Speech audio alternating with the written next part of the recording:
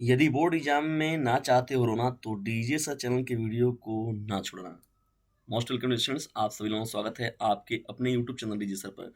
Discussions आज की ये बहुत ही महत्वपूर्ण सेशन है क्योंकि यहाँ पर हम लोग डिस्कशन करने वाले हैं क्लास 12 के बालकों के लिए नागरिक शास्त्र के मोस्ट इंपॉर्टेंट प्रश्नों की सीरीज के बारे में। तो जिन भी स्टूडेंट्स का नागरिक शास्त्र है वो वीडियो में पूरा अंत तक बने रहेंगे। और ये एक ही प्रश्न लिया गया डिस्कशंस, लेकिन ये बहुत ही ज़्यादा मोस्ट इंपॉर्टेंट है और ये आपका दीर्घ उत्तरी लघु उत्तरी के हिसाब से आप लोग को ये पूरा डिस्कस किया जाएगा। और दीर्घ उत्तरी में अगर आपसे पूछता है तो डिस्कस आप लोग इसको एकदम बेहतर तरीके से बनाकर लिखिएगा। और ये बहुत ही हाईलाइटेड प्रश्न है, इस प्रश्न के पूछे जाने की संभावना जो है वो 100% बनी हुई है। ठीक ना? तो याद रखिए डिस्टेंस। और एक बात और याद रखिएगा आप लोग कि यूपी बोर्ड एग्जाम की घट रही है दूरी। यूपी बोर्ड एग्जाम की घट रही है दूरी। अरे अब तो अपनी तैयारी कर लो पूरी, जो अब तक थी अधूरी।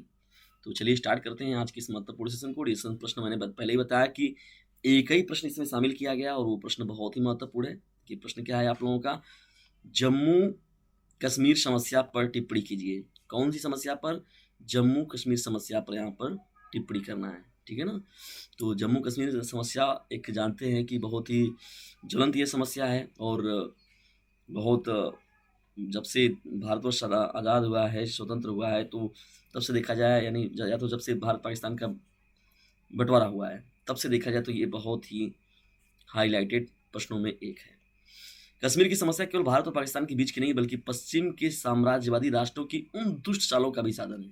देखिए कहने का मतलब क्या है, साम्राज्यवादी पश्चिम के जो साम्राज्यवादी देश हैं उनकी जो दुष्ट चालें हैं वो भी परिणाम कहीं ना कहीं से जम्मू कश्मीर समस्या है, जो भारतीय जनमानस को 1947 से पूर्व तक भी कमजोर और विवादग्रस्त बनाकर उसका शोषण करते रहे। और पिछले 50 वर्षों, ठीक है, पिछले 50 वर्षों में अगर देखा जाए तो भारत और पाकिस्तान को राजनीतिक स्वतंत्रता देकर भी आर्थिक दृष्टि से शोषण करते रहे।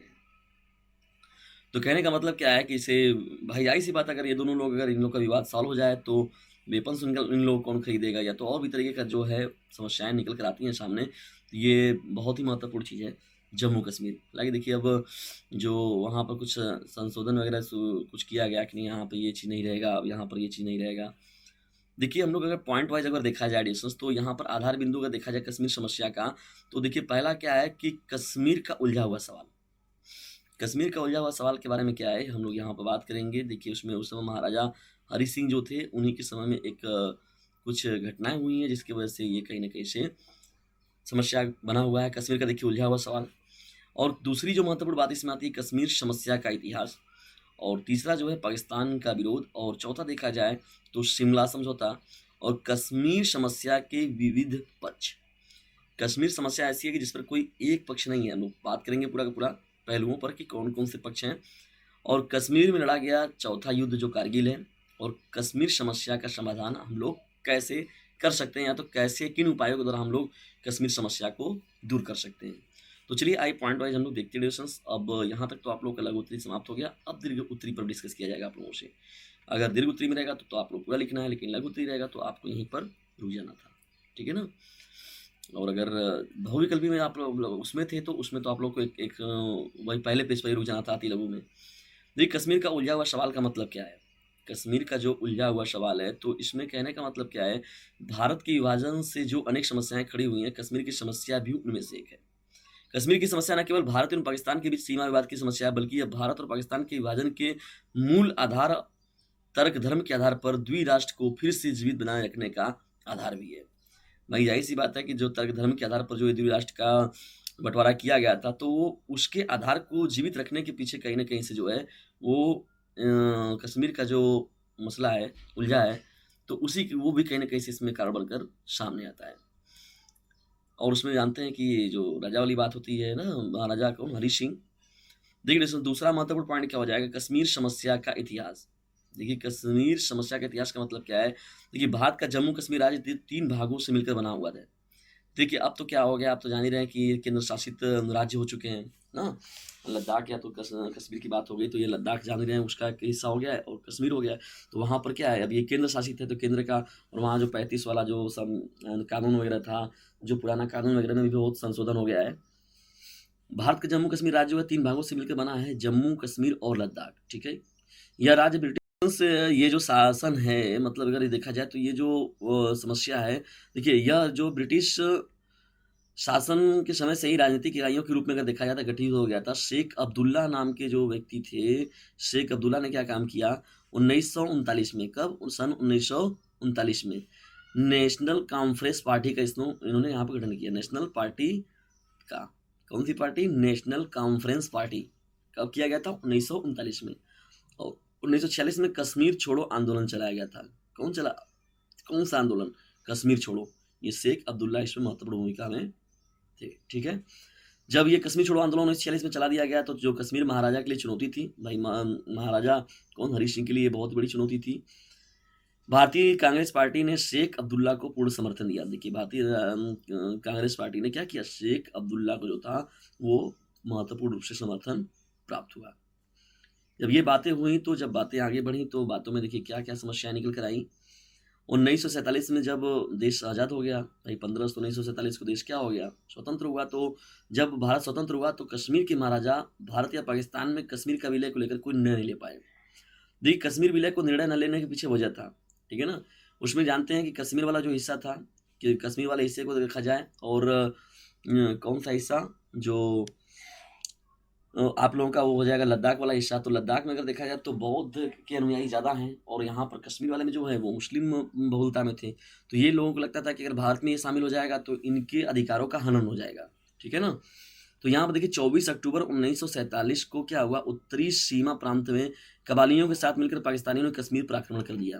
कहने का मतलब है क्या क्या कर दिया गया? यानी आक्रमण हो गया। कब आक्रमण हुआ?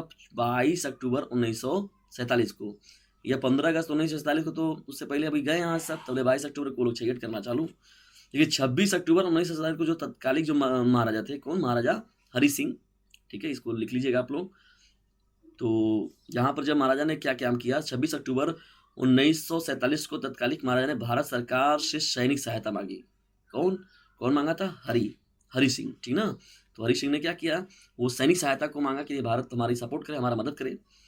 भारत सरकार ने कश्मीर को भारत में मिला लिया और सैनिक सहायता पहुंचाकर कबालियों को खदेड़ दिया। तो ये भारत ने अपना समर्थन दिया हुआ था। तो भारत ने अपना एक प्रस्ताव दिया हुआ था, तो जिसमें प्रस्ताव के समक्ष जो राजा ने अपना क्या किया? सहमति दे दिया। उसके बावजूद भी पाकिस्तान जो ये है आप लोगों का कौन? कश्मीर राज्य को बहुत सी व्यवस्थाएं प्राप्त थी अलग से। अगर देखा जाए तो भारत का बहुत पैसा जो होता है वो कश्मीर की सुरक्षा व्यवस्था और उस कश्मीर राज्य पर जो अकेले खर्चा होता है, समझ लीजिए 4-5 राज्य के बराबर। देखिए पाकिस्तान का विरोध क्या है? पाकिस्तान का विरोध अगर देखा जाए तो कश्मीर का भारत में यह विलय देखिए पाकिस्तान सरकार को प्रारंभ से ही अखरता रहा है। भाई यही सी बात है। 1947 भाई उसको ये बुरा चीज लगता है नहीं भैया कश्मीर तो उसमें जो चला गया है या तो उसके हिस्से में चला गया, तो ये चीजें हैं। 1947 के बाद की पाकिस्तान की सरकारें भारत के अधीन कश्मीर पर भी अपना दावा प्रस्तुत करती रही हैं। उन्होंने देखिए 1947 में देखिए दिखाया गया कि 22 अक्टूबर से जो 26 अक्टूबर वाला, फिर 1965 वाला हो गया, 1971 वाला हो गया और 1999 वाला हो गया। तो इतने युद्ध उन्होंने लड़े, ठीक है ना, इतने युद्ध। तो भारत के साथ युद्ध किया है और हर बार उन्हें क्या मिली? उन्हें पराजय ही मिली है। हर बार उन्हें पराजय भी मिली, लेकिन फिर भी कहा जाता है ना कि कुछ लोग अपने आदत से मजबूर। तो वही बात है यहाँ पर। तो कहा जाता है रस्सी जड़ गई मगर ऐठे नहीं गया, तो यही चीज़ें हैं यहाँ पर। तो 1947, 1965, 1971 या 1999 में तो युद्ध किया गया और लेकिन पराजय का सामना पाकिस्तान को करना पड़ा।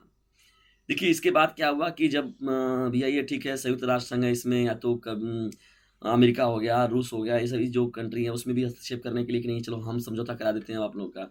लेकिन बाद में एक शिमला समझौता है, ये बहुत ही पॉपुलर समझौता था और ये ऐतिहासिक समझौता के रूप में अगर देखा जाए तो है सन 1972 का। ये कब हुआ था? सन 1972 में। बहुविकल्पी बार पूछता है और मेरे जो बहुविकल्पी की सीरीज है मैंने उसमें इस बात का डिस्कशन भी किया है।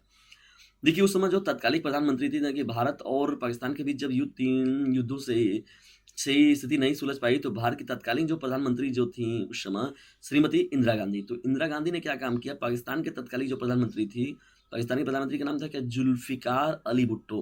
क्या था? जुल्फिकार अली भुट्टो। यानी भारत के जो प्रधानमंत्री थी श्रीमती इंदिरा गांधी और पाकिस्तान के जो उस समय प्रधानमंत्री थे जुल्फिकार अली भुट्टो के बीच में क्या हुआ? एक शिमला समझौता हुआ और ये ऐतिहासिक समझौता हुआ, ठीक है, कि इसमें इस बात का जिक्र किया गया कि भैया चलिए ठीक है, अब हम लोग मिलकर कोई निर्णय निकालते हैं इसका। तो इसमें क्या किया गया, एक निर्णय निकालने के बारे में सोचा गया। तो कहने का मतलब क्या है, जो सोचा गया कि कश्मीर समस्या को भारत और पाकिस्तान आपस में मिलकर ही सुलझाएंगे तथा इस समस्या को न अन्य अंतर्राष्ट्रीय मंचों पर उठाया जाएगा। कहने का मतलब है कि इसके बारे में अब कभी भी जो है अंतर्राष्ट्रीय मंच, जैसे क्या हो गया आपका संयुक्त राष्ट्र संघ हो गया, तो वहाँ पर हम लोग इन सभी मसलों को नहीं उठाएंगे। और भारत और पाकिस्तान की ये समस्या है तो इसे खुद मिलकर हम लोग सॉल्व करेंगे। ठीक है, यही चीज़ें हो जाती तो ज़्यादा बेटर होता है, लेकिन क्या करेंगे। अब चलिए बढ़ा जाए आगे, हम लोग यहाँ पर देखते हैं डिस्कस। इसमें महत्वपूर्ण तथ्यों में अगर देखा जाए तो कश्मीर समस्या के देखिए विविध पक्ष कौन-कौन है। देखिए कश्मीर समस्या के कई पक्ष हैं, यहाँ पर देखिए हम लोग महत्वपूर्ण पक्षों पर बात करने वाले हैं। देखिए कश्मीर समस्या के जो मुख्य रूप से अगर देखा जाए तो 3 पक्ष हैं। कितने पक्ष हैं? 3 पक्ष हैं। तो कश्मीर समस्या के विविध रूप से अगर देखा जाए तो कश्मीर समस्या के कितने पक्ष हैं? मुख्य रूप से 3 पक्ष हैं। पहला तो हो गया आप लोग का भारतीय पक्ष हो गया, ठीक है, भारत अपनी तरीके से जो दावा करता है। दूसरा जो है पाकिस्तानी हो गए, पाकिस्तान अपने तरीके से दावा करता है। और तीसरा जो है अंतर्राष्ट्रीय स्तर पर जो दबाव बनता है, यानी भारतवर्ष हो गया, पाकिस्तान हो गया, और तीसरा क्या हो गया, अंतर्राष्ट्रीय स्तर से। तो 3 पक्ष हो जाते हैं यहाँ पर। क्या हो जाता है? 3 पक्षीय हो जाता है बात। तो भारत के लिए यह घरेलू मामला है। भाई ऐसी बात है, भारत का ये तो घरेलू मामला है, क्योंकि पाकिस्तान जानते ही हैं कि भारत से ही जन्मा है। किंतु पाकिस्तान के लिए यह घरेलू राजनीति का विषय होने के साथ-साथ इसे अंतर्राष्ट्रीय स्वरूप देने का प्रयास करने के कारण यह अंतर्राष्ट्रीय राजनीति का भी विषय है। देखिए क्या होते हैं, कभी-कभी जब संयुक्त राष्ट्र संघ में जो होता है, तो अक्सर जाके वहाँ पर रोने-गाने का काम जो है पाकिस्तान से हमेशा देखने को मिलता आ रहा है।